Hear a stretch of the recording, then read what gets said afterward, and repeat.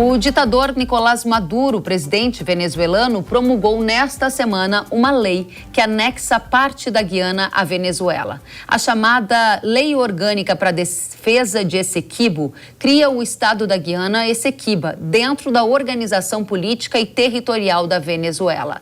Durante a cerimônia de assinatura, Maduro destacou que a decisão foi ratificada pelo Supremo Tribunal de Justiça do país e aprovada pela maioria da população em referendo. Já o presidente da Guiana declarou que a anexação de parte do país é ilegal e disse que não vai permitir que isto aconteça. Vale a gente lembrar aqui que em dezembro do ano passado, a Venezuela realizou um plebiscito sobre a anexação de 70% da Guiana, que, segundo o ditador Maduro, foi aprovado por mais de 95% da população. Naquela época, Maduro também chegou a postar no Twitter um mapa da Venezuela com a inclusão do território da Guiana, que, segundo ele, seria levado a todas as escolas, universidades e estabelecimentos públicos. Os líderes da Venezuela e da Guiana chegaram até a realizar um encontro no arquipélago caribenho de São Vicente e Granadinas e ambos haviam concordado em não utilizar a força em nenhuma circunstância para resolver a disputa territorial. Para o Brasil, esse tema importa, já que o estado de Roraima faz fronteira tanto com a Venezuela como com a Guiana. Nessa tela, para quem nos acompanha pela TV, é possível ver a região do Brasil que faz fronteira com os países. E a área sinalizada em amarelo é a região da Guiana, que Maduro está anexando à Venezuela. O local é rico em petróleo, em minérios e em pedras preciosas e está sob o controle da Guiana desde que o país se tornou independente, em 1966. Para o agronegócio, o tema é relevante, porque Roraima é considerado uma das últimas fronteiras agrícolas do Brasil, local onde a produção agro ainda pode se expandir mais. A região hoje já produz principalmente soja, milho e arroz. A gente vai analisar os efeitos dessa questão geopolítica aqui na nossa vizinhança com o Carlo Cauti, que é professor de Relações Internacionais do IBMEC. Professor, seja muito bem-vindo. Muito boa tarde, muito obrigado pelo convite. Obrigada pela presença. E a primeira questão é: o risco de uma guerra em plena fronteira com o Brasil aumentou com essa lei de anexação de parte da Guiana pela Venezuela? Kellen, essa decisão, essa promulgação dessa lei é mais um aspecto político do que militar, porque a Venezuela não tem a capacidade de invadir a Guiana, pelo menos nesse momento, por uma questão geográfica.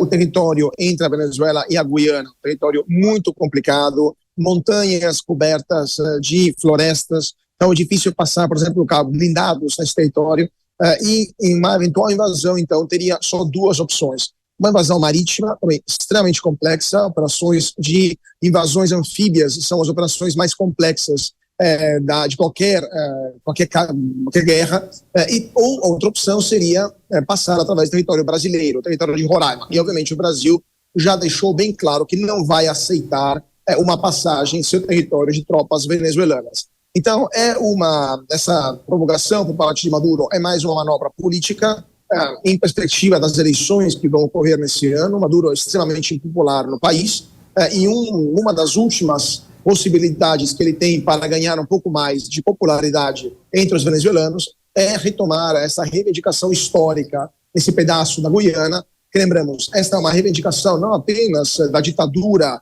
de esquerda de Maduro, mas do povo venezuelano como um todo. A própria oposição ao governo Maduro apoia essa reivindicação, não os métodos, não a forma, mas sim a substância, ou seja, que aquele território é, sim, para a oposição venezuelana, parte da Venezuela. Então, é uma situação muito complicada, porque mesmo que mude o governo da Venezuela, esse problema, essa disputa vai continuar existindo. Agora, esta semana teve esse evento novo ligado a esta lei, né? Eu chamei de evento, mas é mais um passo nesta direção da anexação do território, conforme você disse. Professor, qual é a importância que a gente deve dar a esse fato, já que, tratando-se de geopolítica, os eventos eles vão acontecendo aos poucos e, de repente, uma nova situação se concretiza. Qual a relevância dele no marco dessa semana?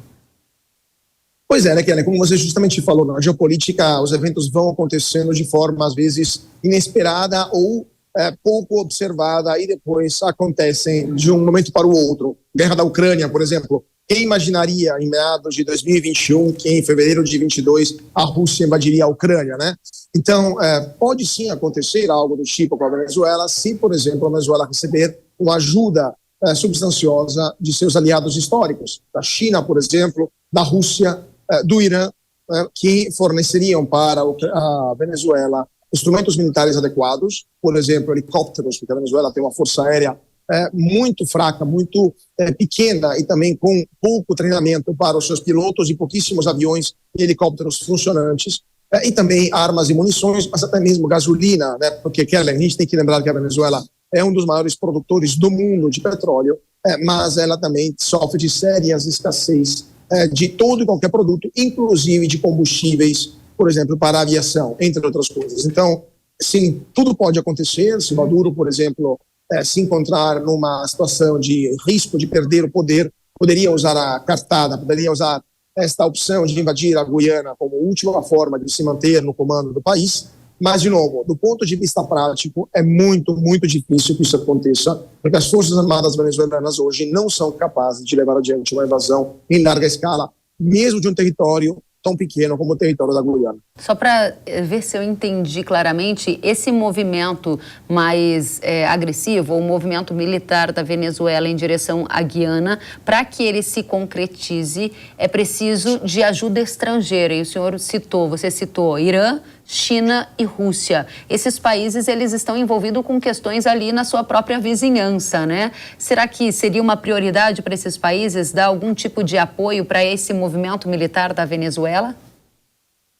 Não, prioridade não, mas seria uma possibilidade de criar um problema para os Estados Unidos no hemisfério ocidental. Porque caso haja um conflito entre a Guiana e a Venezuela, primeiramente empresas americanas do setor petrolífero acabariam envolvidas. Lembrando que a ExxonMobil ela está presente na Guiana e ela descobriu enormes jazidas na Guiana, 11 bilhões de barris de petróleo. Então, a Exxon, a sua valorização na Bolsa nos últimos anos derivou essencialmente dessa descoberta. Então, esta invasão envolveria empresas e cidadãos americanos que na Guiana trabalham, mas também seria um foco de conflito importante que os americanos deveriam olhar com atenção. Então, isso tiraria a atenção dos Estados Unidos, por exemplo, de outros cenários. A Ucrânia, mas também Taiwan, por exemplo, ou o Golfo Persa. Todos cenários onde os americanos hoje estão envolvidos, garantindo a defesa de atores locais, garantindo a defesa da Ucrânia, garantindo a defesa de Taiwan e garantindo a defesa de vários países árabes que hoje sofrem com a potencial ameaça do Irã. Então, mais um conflito numa região tão próxima aos Estados Unidos, com certeza seria, do ponto de vista geopolítico, uma tentativa de tirar a atenção americana de outros cenários muito mais relevantes, obviamente, para os Estados Unidos. Muito bem. Professor, antes da gente passar para os impactos no Brasil e no agro, que são elementos que interessam muito também a nossa audiência aqui, eu gostaria só de fechar um ponto aberto por você no que se refere à popularidade ou impopularidade de Maduro nas vésperas da eleição, sendo esse um dos fatores principais para a sua análise de ocorrência ou não de uma invasão militar da Venezuela à Guiana. O contexto atual é de uma grande impopularidade do Maduro? Ele vai enfrentar muitas dificuldades ou não, dado que há uma ditadura de esquerda lá? Qual é o cenário que você faz?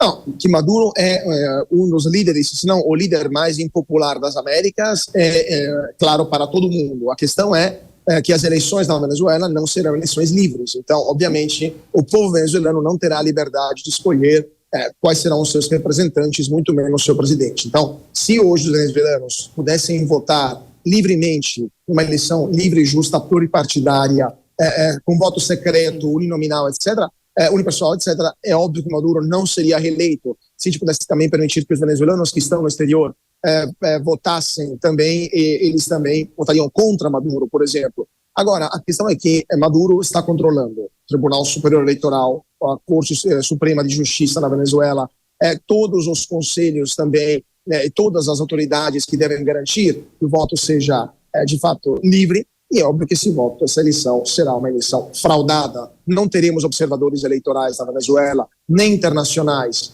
nem de organizações internacionais como a União Europeia, muito menos de outros países. Então, é óbvio que Maduro vai ganhar essa eleição, até porque não está nem candidatos da oposição, tem basicamente porque a candidata Maria Corina Machado foi impedida de se candidatar e a sua sucessora, né, que é nomeada, que era uma filósofa, uma intelectual de 80 anos, também foi impedida de votar. Então, o medo do Maduro é cada vez mais evidente. Então, não teremos eleições livres na Venezuela, porém, Maduro pode colapsar, o regime de Maduro pode colapsar por outras razões. Por exemplo, por uma crise econômica tão devastadora que leve as pessoas a manifestar nas ruas. A União Soviética não colapsou por questões eleitorais, mas colapsou por questões ligadas à crise econômica continuativa. Então, essa poderia ser uma opção que Maduro acabaria tendo que usar a violência para tentar se manter no poder. Muito bem, professor. Agora, olhando para o Brasil, a gente está falando de um ambiente de tensão.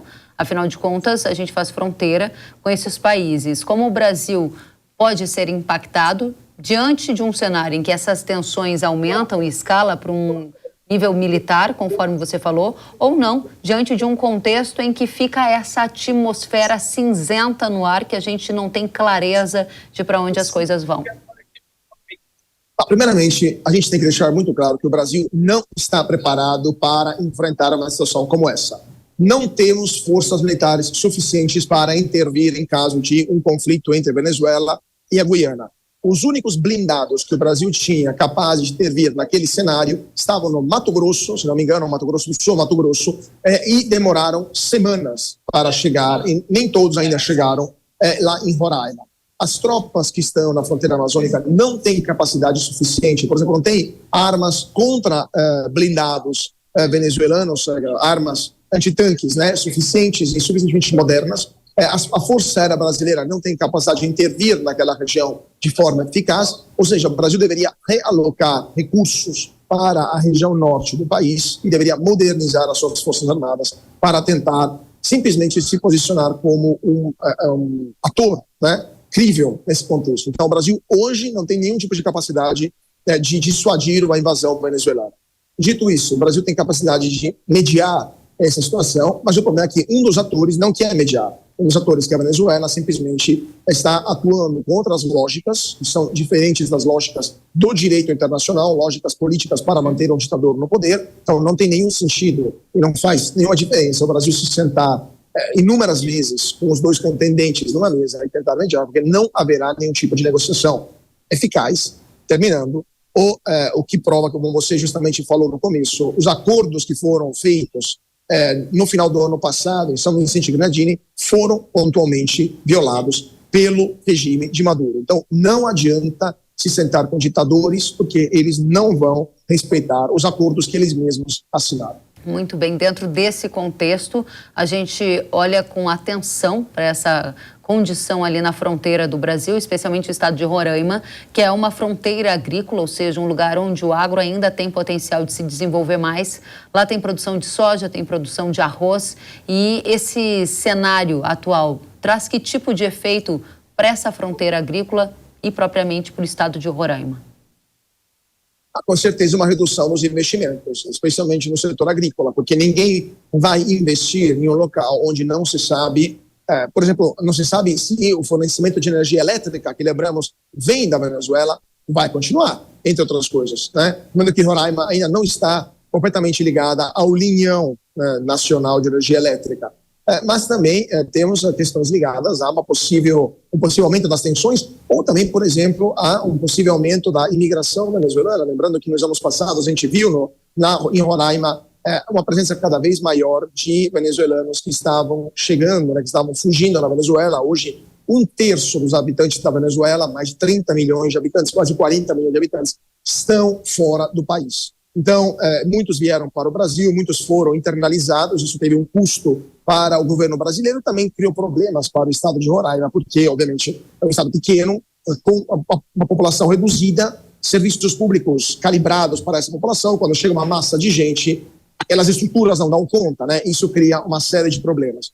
Então, ninguém vai investir no local onde se tem toda essa incerteza daquilo que vai acontecer no futuro, pensando numa possível invasão venezuelana e um eventual uso do território brasileiro, justamente por Roraima, para que essa invasão possa se concretizar.